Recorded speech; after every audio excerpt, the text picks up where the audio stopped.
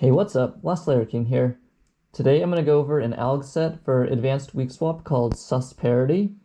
Before learning SUS Parity, I recommend you go through a couple of my prior videos if you haven't done so already, because in those videos I go over how to memorize corners to a U move, and when to memorize them to a U move, and when to memorize them normally.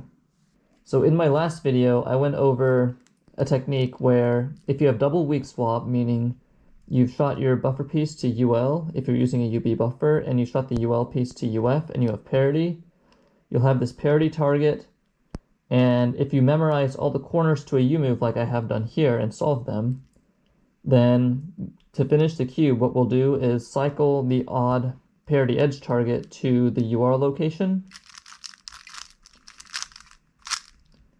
and then we can solve parity with a U move.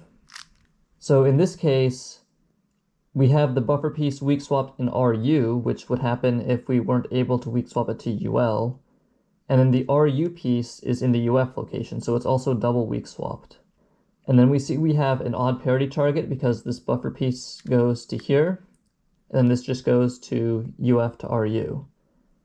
So whenever we get this, we can also memorize all the corners to a U move.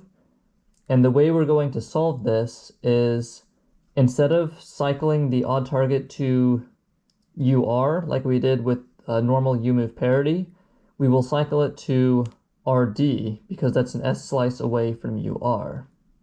So if we do that,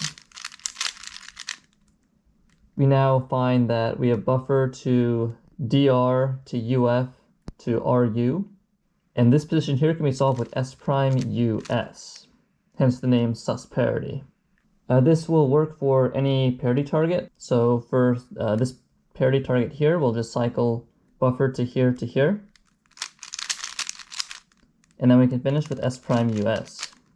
And then if our parity target is somewhere on this piece, if it's on the right side location, then you're sort of just lucky because it's just S prime US. But in this case here, we have this piece going to the bottom.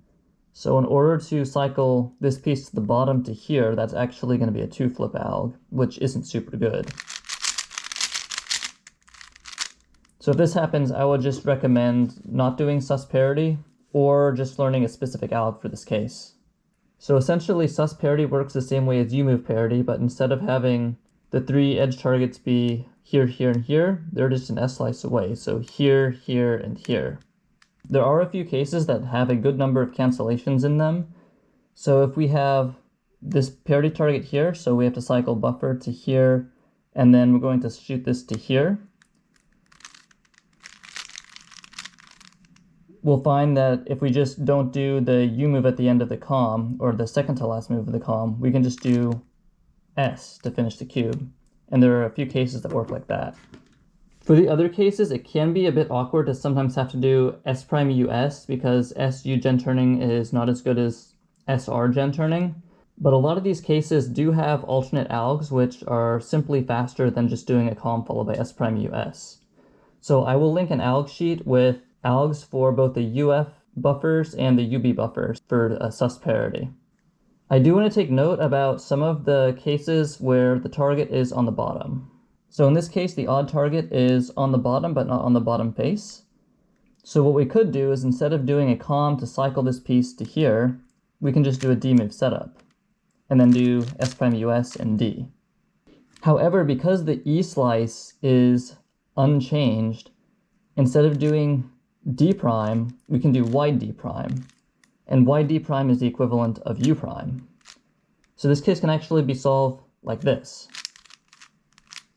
2 gen with the M slice and the U face, which is much better than doing a D move setup. Something very similar can be done for this parity target. And if the parity target is here, then instead of doing a D2, we can just do a U2, and then we still have to do S moves. But SU gen is better than SUD gen. If your buffer is UF, then your first weak swap location will be here, and your second weak swap location will be here, and then the comm you'll do would be to cycle your odd target to the left side piece instead of the right side piece. And if that's the case, you'll get something like this after doing that comm, and you'll solve parity with SUS prime. Now let's do a full example solve where we can use SUS parity. I'll put the scramble in the video. You'll want to scramble in your orientation. If your buffers are UF and UFR, then scramble a Y2 away from your orientation. So here I start by memoing edges first. So we have buffer to here, which goes to here,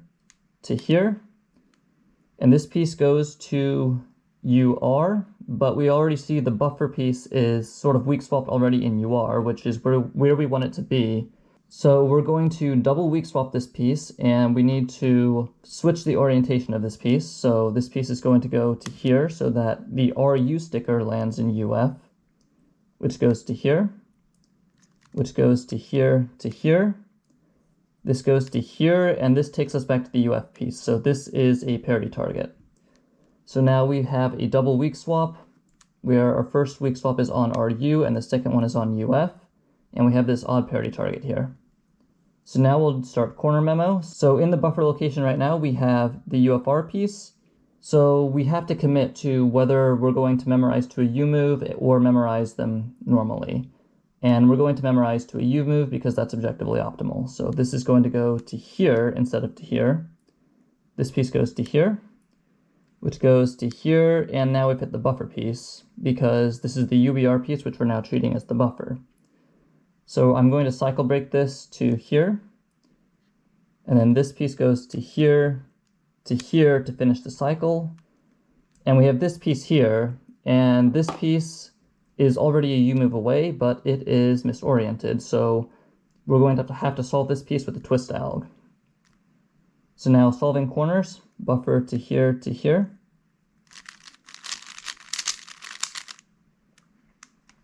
buffer to here, we're cycle breaking to here, and then buffer to here,